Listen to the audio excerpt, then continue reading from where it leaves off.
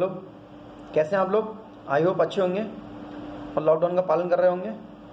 आज मैं आपको एक ग्रेट डॉक्टर मदन लाल भट्ट, जो किंग जॉर्ज मेडिकल यूनिवर्सिटी के वाइस चांसलर हैं, उन्होंने कोविड-19 जो कोरोना वायरस है उसके बारे में, उसके एहतियात के बारे में, उसके प्रिकॉशंस के बारे में बहुत ही संक्षेप में और बहुत शुद्ध भाषा में समझा रखा है, सिंपल लैंग्वेज में समझा रखा है। आप प्लीज़ उसमें वीडियो देखिए और बहुत कुछ सीखने को मिलेगा आपको।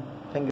नमस्कार, मैं doctor Madan Lal Bhatt, vice chancellor King George Medical University. आज मैं संक्षेप से कोविड-19 कोरोना वायरस इन्फेक्शन से बचने के लिए और उसके खतरों के बारे में संक्षेप में बताने जा रहा हूं।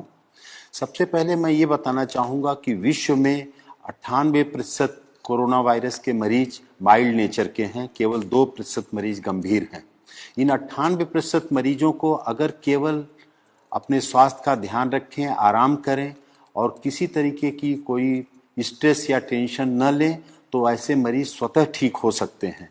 केवल 2% ऐसे मरीज हैं जो गंभीर स्थिति में हैं और उनकी खतरे के लिए उनके साथ ज़्यादा उम्र का होना, 65-70 साल से ज़्यादा की उम्र, डायबिटीज़, ब्लड प्रेशर, किडनी या कैंसर जैसी किसी बीमारी से ग्रसित होना या शरीर की रोग प्रतिरोधक क्षमता किसी अन्य कारण से कम हो जाने के कारण उनको खतरा है।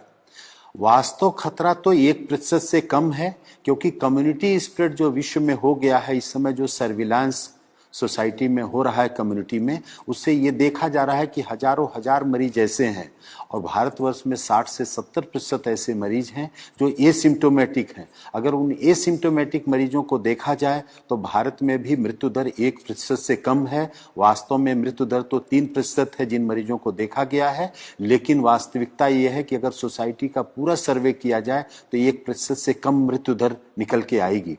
ऐसी स्थिति में बचने के लिए जो सामान्य उपाय हैं मैं उनको संक्षेप में बता रहा हूं, जिसको कोई भी व्यक्ति अपने जीवन में स्वस्थ व्यक्ति उपाय के माध्यम से बच सकता है। और कोई व्यक्ति अगर संक्रमित हो गया कोरोना वायरस से तो भी उससे ठीक होने की संभावना बहुत ही ज्यादा रहेगी। पहली तो बात यह है कि व्यक्ति को स्वस्थ जीवन शैली का पालन करना चाहिए। स्वस्थ जीवन शैली में 6 से 8 घंटे की अच्छी नींद लेना आवश्यक है। इस नींद के घंटे में रात को 10 बजे से प्रातः 4 बजे का समय अवश्य इंक्लूडेड होना चाहिए। दूसरा आवश्यक है कि व्यक्ति को पर्याप्त मात्रा में पानी पीना चाहिए। पर्याप्त पानी में 3 से 4 लीटर या 5 लीटर तक गर्मी में धूप में निकलने वाले व्यक्ति को, और इस गर्मी के बावजूद भी गुनगुना पानी लेना स्वास्थ्य के लिए ज़्यादा हितकारक है। तीसरा जो अति आवश्यक विषय है कि सुपाच्य पौष्टिक भोजन लेने की आवश्यकता है समय समय से, और फलों और सब्जियों का बहुतायत में प्रयोग करने की आवश्यकता है। इस समय पे fast food, junk food, cold drink, ice cream, इन सब से बिल्कुल बचने की आवश्यकता है।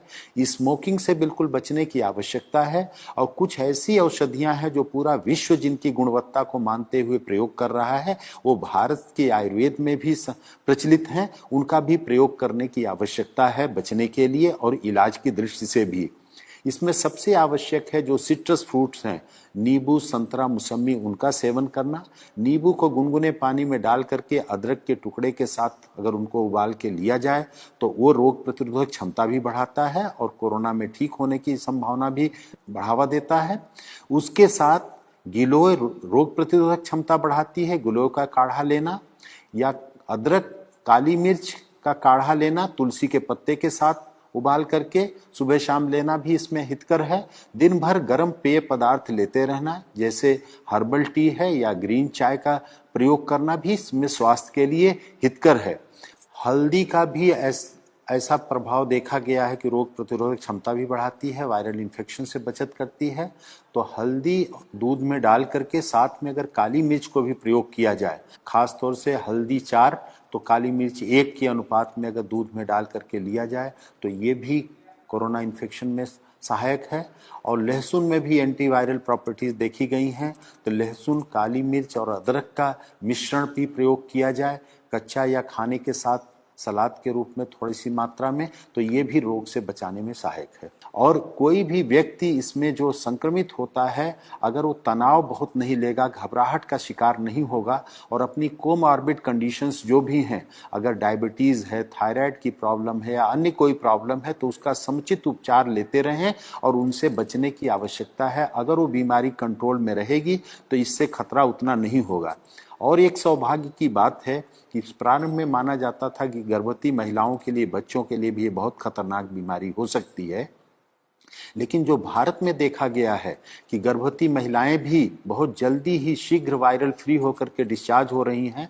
हमारे किंग जॉर्ज चिकित्सा विश्वविद्यालय में 2 महिलाएं 6 महीने और 8.5 महीने की प्रेगनेंसी के साथ 5 दिन से कम समय में वायरल फ्री होकर के डिस्चार्ज हो गई। छोटे बच्चों में भी 3 महीने का बच्चा, एक गोरखपुर में, हमारे यहाँ 2.5 वर्ष का एक बच्चा, उत्तर प्रदेश में एक और 9 महीने का बच्चा, ऐसे महाराष्ट्र में भी छोटे बच्चे, नवजात शिशुओं को वायरल इन्फेक्शन से, इस कोरोना वायरस से मुक्ति बहुत ही शीघ्र मिल गई।